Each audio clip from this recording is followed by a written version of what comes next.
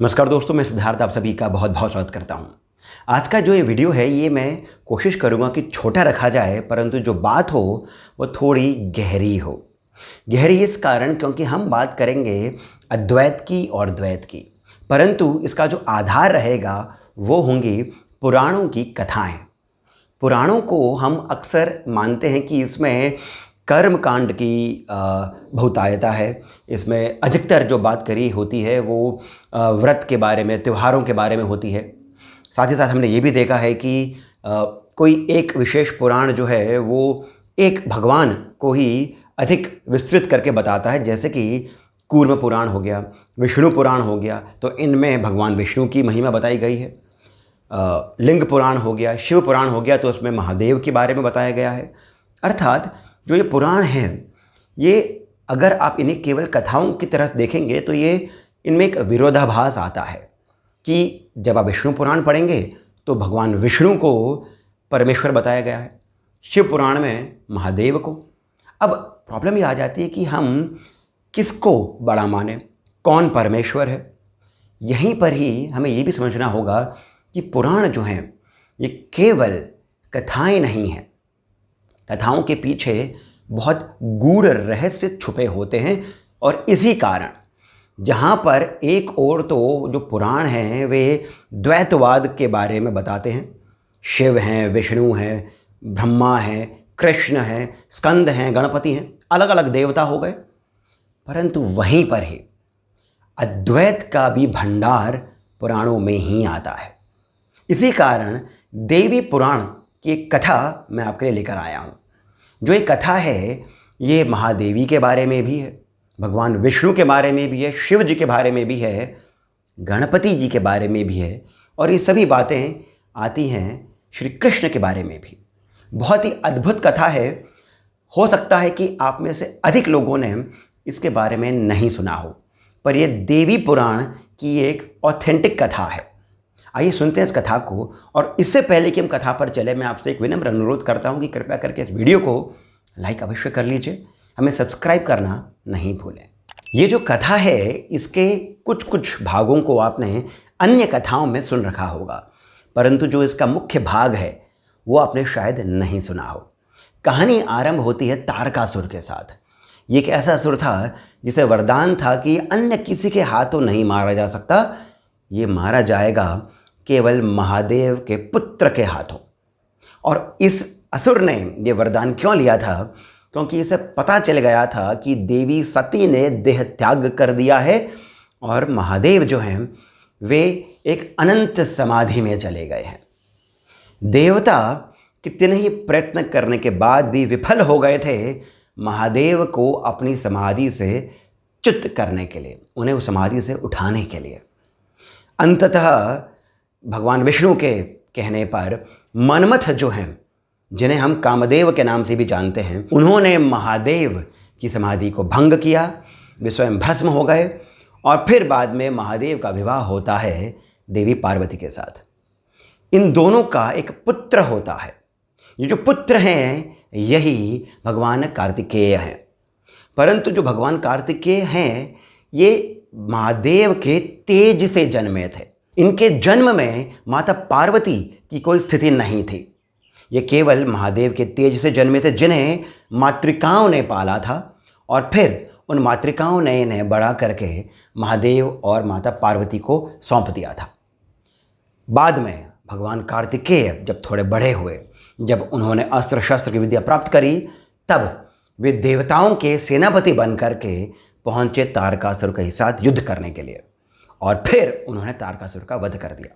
हमारी कहानी का जो मुख्य भाग है वो यहीं से आरंभ होता है, जब भगवान कार्तिकेय ने एक ऐसे असुर का नाश कर दिया जिसने चहुं ओर विध्वंस मचा कर रखा था। तब जो उनका स्वागत हुआ कैलाश पर वो अत्यंत भव्य था। सभी देवता, ऋषि, मुनि, गंधर्व, अप्सराएं, त्रिदेव सभी कैलाश पर उपस्थित थे। अनेकों वाद्य बज रहे थे, पुष्पों की वर्षा हो रही थी, और तब आगमन होता है भगवान षणमुख का, अर्थात महादेव के पुत्र कार्तिकेय का। देवता, गंधर्व, अन्य सभी जितने भी दिव्य आत्माएं, दिव्य शक्तियां कैलाश पर उपस्थित थीं, वे सभी जय घोष करते हैं। भगवान कार्तिकेय महादेव और माता पार्वती के बीच में आकर के बैठ जाते हैं। ये दोनों ही अपने पुत्र को बहुत ही स्नेहपूर्वक देख रहे होते हैं। माता पार्वती इनके बाल सहलाती हैं, इनको बहुत स्नेह के साथ देखती हैं, इन्हें बहुत प्यार करती हैं, इन्हें उठा करके अपनी गोदी में बिठा लेती हैं, इन्हें गले लगाती हैं, इनको ढेरों आशीर्वाद देती हैं। अब जब ये सब हो रहा होता है, तब ऐसे में भगवान विष्णु ये सब देखकर मंद मंद मुस्कुरा रहे होते हैं, और इस मुस्कुराहट के पीछे इनके मन में एक भाव उत्पन्न होता है। वो भाव ये होता है कि भगवान कार्तिकेय कितने भाग्यशाली हैं, ये महादेव और देवी पार्वती के पुत्र बन कर आए हैं। माता पार्वती जो आद्या शक्ति हैं, वे इनकी माता हैं, और ये इन्हें कितने स्नेह के साथ आशीष दे रही है। मेरा भी मन है कि कुछ ऐसा हो कि मैं भी माता पार्वती की गोदी में बैठूं, मैं भी इनके स्तन से वो अमृत रूपी दुग्ध जो है उसका पान करूं। बस ऐसा एक भाव भगवान विष्णु के मन में आया। वे मुस्कुरा रहे थे, और इतने में ही देवी पार्वती ने भी भगवान विष्णु को देखा। उन्हें भगवान विष्णु के मन में जो चल रहा था उसका आभास हुआ। आखिरकार यही तो आद्य शक्ति है, यही तो मूल प्रकृति है, यही तो जगत जननी है। और मन ही मन तब देवी पार्वती ने भगवान विष्णु को तथास्तु कहा। भगवान विष्णु जो पूरे जगत के पालन करता है, उन्हें देवी पार्वती ने, जो मूल प्रकृति हैं, उन्होंने तथास्तु कहा। कितनी सुंदर सी बात है, कितना सुंदर प्रसंग है ये। अब जब समय बीत जाता है, तब एक बार महादेव अपने गणों के साथ कहीं पर विहार के लिए निकलते हैं। माता पार्वती अपने भवन में अकेली होती हैं। उनके मन में ये भाव आता है कि कार्तिकेय जो हैं वे मूल रूप से महादेव का अंश हैं, उनमें मेरा कोई अंश नहीं है। मैं भी चाहती हूँ कि मेरे अंश के साथ में मेरा भी कोई पुत्र हो। तब जब वो स्नान कर रही होती हैं, तो उन्होंने जो उबटन लगाया था उससे उसको उतार करके वे एक शिशु का आकार देती हैं। उस उबटन को एक शिशु का आकार देती हैं जो रक्त वर्ण का होता है, अत्यंत मनमोहक होता है। उसके लंबे बाल होते हैं, बहुत हृष्ट पुष्ट सा शिशु होता है, एक तेज होता है उसके चेहरे पर, भले ही वो अभी तक जीवित नहीं है। तब उस समय देवी पार्वती भगवान विष्णु का ध्यान करती हैं, और तब भगवान विष्णु जो हैं अपने तेज को उस शिशु में स्थापित करते हैं। ये जो शिशु हैं ये जीवित हो जाते हैं। जीवित होते ही ये अपनी माता से आज्ञा मांगते हैं कि हे माँ, मुझे कुछ आदेश दें। माता कहती हैं कि आप बाहर जाएं और देखें कि जब तक मैं स्नान कर रही हूँ तब तक इस भवन में कोई प्रवेश नहीं करे। ये शिशु जो होते हैं ये बाहर जाते हैं, खड़े रहते हैं, पहरेदारी करते हैं, इनका अभी तक कोई नामकरण नहीं हुआ है। माता पार्वती स्नान कर रही होती हैं। आगे की कहानी हमें पता है कि महादेव जब वापस आते हैं, वे भवन में प्रवेश करना चाहते हैं। ये जो शिशु हैं ये उन्हें रोकते हैं। इनका महादेव के गणों के साथ में युद्ध होता है, और फिर बाद में महादेव के साथ में युद्ध होता है। ये युद्ध इतना भयंकर होता है कि भगवान विष्णु, ब्रह्मदेव, अन्य सभी देवता वहाँ पर उपस्थित हो जाते हैं। माता पार्वती को भी अंदर लग रहा होता है कि कुछ गड़बड़ चल रही है। वे जल्दी से स्नान करती हैं, बाहर आती हैं। तब तक वे देखती हैं कि महादेव के त्रिशूल से उस शिशु का, उस दिव्य शिशु का मस्तक छिन्न भिन्न हो गया है, पूरी तरह से क्षतिग्रस्त हो गया है। माता पार्वती कुपित होती हैं। तब देवी पुराण में ऐसा कहा है कि महादेव जाकर के एक गज का मुख लेकर के आते हैं। अन्य कथाओं में हमने जाना है कि भगवान विष्णु जाकर के एक गज का मुख लेकर के आते हैं, परंतु बात जो मूल रूप से होती है वो ये कि इस शिशु के धड़ पर अब एक गज का मुख है। इनमें प्राण फूंके जाते हैं, और अब जो ये शिशु हैं ये एक अत्यंत दिव्य काया के साथ में पुनर्जीवित होते हैं, अर्थात पहले से जीवित थे, पुनः जीवित होते हैं। ऊपर का मस्तक एक हाथी का, नीचे का एक दिव्य से व्यक्ति का।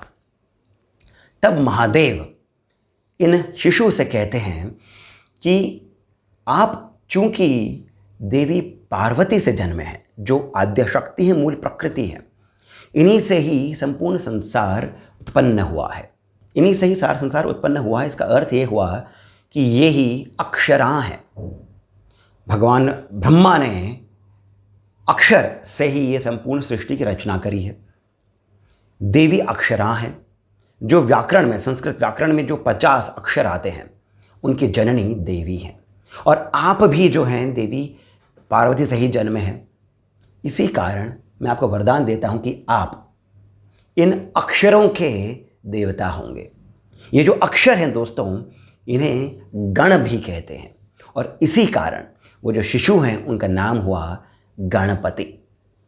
उसके बाद में, ये भी बहुत इंटरेस्टिंग है, उसके बाद में महादेव ने उन्हें वरदान दिया कि चूंकि ये एक युद्ध ऐसा था कि जिसमें ये समान युद्ध नहीं था, आप शिशु हैं और मैंने आप पर त्रिशूल चलाया, इसी कारण द्वापर में आप श्री कृष्ण बनकर जन्म लेंगे, और तब आपका और मेरा पुनः एक बार घनघोर युद्ध होगा, और उस युद्ध में मैं आपसे पराजित हो जाऊंगा। दोस्तों, आपने इस पूरी कथा में जो ध्यान दिया होगा वो ये कि महादेव, देवी पार्वती, भगवान विष्णु, श्री कृष्ण, गणपति, ये सभी कहीं ना कहीं एक ही तत्व से जुड़े हुए हैं। एक ही तत्व के ये विभिन्न स्वरूप हम लोगों ने गढ़े हैं। शक्ति एक ही है, परंतु इस शक्ति का जो संचालन है वो अलग अलग रूपों से होता है। और गणपति जो हैं, इस कथा से हमें अब ये मालूम चल गया है कि यही विष्णु हैं, यही श्री कृष्ण हैं।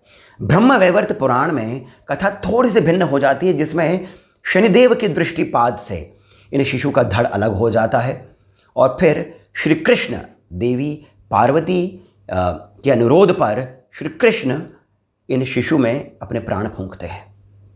बात लेकिन ले दे करके यही आती है कि वो देवी पुराण हो या ब्रह्म वैवर्त पुराण हो, पुराणों में अद्वैतवाद है, और अद्वैत का ही सिद्धांत लेकर के पुराण चल रहे हैं, क्योंकि पुराण भी वेदों का ही एक अनन्य स्वरूप है। आशा करता हूं कि आपको ये प्रसंग सुंदर लगा होगा। यदि ऐसा है तो कृपया करके इस वीडियो को आप लाइक अवश्य करें, हमें सब्सक्राइब करें, कमेंट करके मुझे बताएं कि आपका क्या विचार है, आपके क्या मत हैं, आपको वीडियो कैसा लगा। साथ ही साथ कमेंट सेक्शन पे जो पहला कमेंट पिंड है, वहाँ से पेटीएम, जीपे इत्यादि के माध्यम से जितना हो सके 100, 200, 500 आप हमें श्री सहयोग अवश्य करें। इसी के साथ मैं सिद्धार्थ आप सभी से जाने की अनुमति लेता हूँ। धन्यवाद।